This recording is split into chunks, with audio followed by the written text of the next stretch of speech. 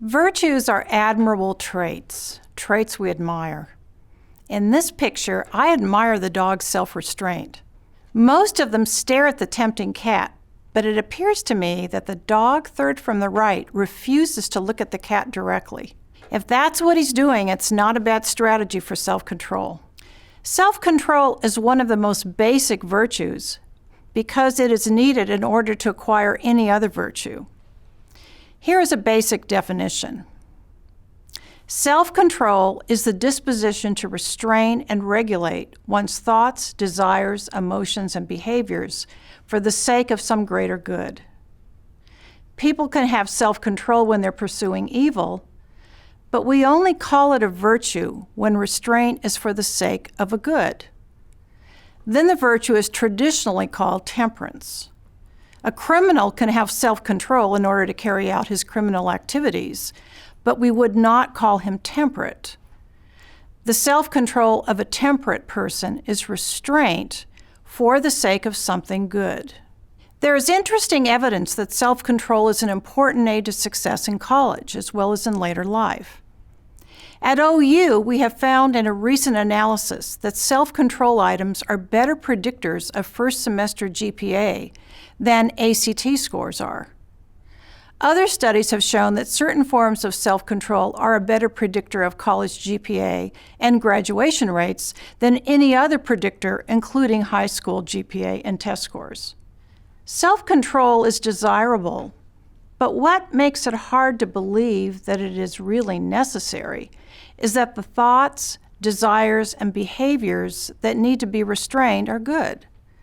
They're not evil. Aristotle and Aquinas agreed about that.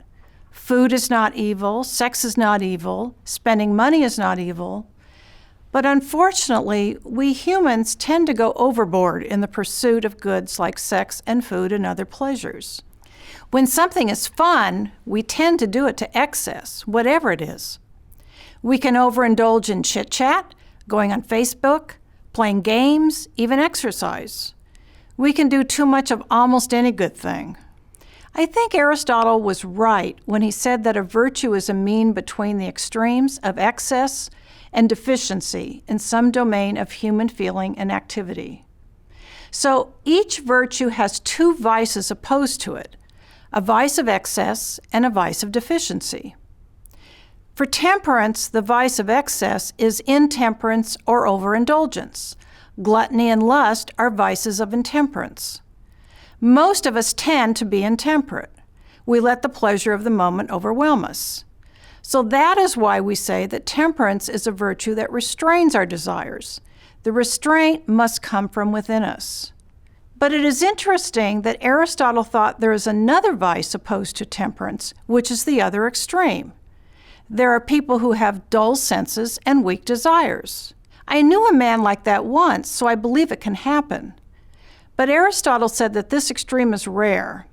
I think I would have to agree with him about that too, but that is something we can take up in discussion. Since Aristotle thought there are two vices opposed to a virtue, he said that to acquire a virtue, we should aim for the opposite vice. So the insensitive person should aim to be intemperate. The intemperate person should aim to be insensitive. Aristotle's idea is that we won't succeed in reaching the opposite vice, but the attempt to do so will move us in the right direction. Temperance not only permits us to restrain our desire for pleasure, it also directs us to get pleasure in the right circumstances. For that, we need models of temperance who have figured out the right way to handle pleasure in the many different circumstances of life. These are persons with practical wisdom, or phronesis. We will talk about practical wisdom later because Aristotle thought it is closely connected with all of the moral virtues. In earlier lectures, I said that I think it is hard to acquire any human excellence without exemplars who have fully mastered the virtue. Let's look at the 4th century St. Jerome in Albrecht Dürer's engraving, St. Jerome and His Study. As a young man, Jerome was irresponsible and somewhat dissolute. At some point, he retired to the desert to live among the Christian ascetics. He learned from them a high-order brand of self-control, that allowed him to direct his energy to a life of enormous scholarly output. Throughout the Renaissance, Jerome served as an exemplar of the scholar. Here you see him at work. Notice the animals sleeping in the doorway. According to the cultural historian Francis Yates, they represent the bodily senses under severe ascetic control. The idea is that in sensual desire, these dogs, our bodily senses, are on the hunt for satisfaction. The person with the virtue of self-control has found a way not just to make those dogs sit still obediently, but to go to sleep. The temperate person does not have to struggle with them. For Aristotle, that was essential to the virtue of temperance. A temperate person is not one who fights desires that get in the way of what she's pursuing in life. Aristotle says that virtue is pleasant. Here, Jerome looks like Aristotle's temperate man. He enjoys the pursuit of his chosen life's work without fighting with himself. This picture contrasts with what most of us think about self-control. We think that you get self-control by sheer force of will.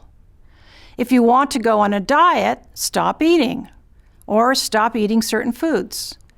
Some people can do that and they lose weight, but the vast majority gain it back later. I think that means they were fighting with themselves, and the part of them that wanted to lose weight temporarily won, but the desires triumph in the end if they're restrained by pure force. So what does work? There are ancient religious practices, but there are also research labs working on developing simple techniques for acquiring self-control. You will have the opportunity to look at some of that work on the course webpage. There are other issues about self-control that we can take up in discussion. Think about MacIntyre's view that the virtues are needed in order to get the goods internal to practices. How would self-control do that? Think of a practice you engage in yourself, maybe basketball, cooking, playing the guitar, or the field of your college major. What does self-control have to do with the process of getting better and better at the practice? Another question is the connection between self-control and happiness in the sense of fulfillment. Is self-control a quality that makes your life more desirable? Does it have anything to do with the flourishing of other people? We will talk about that also.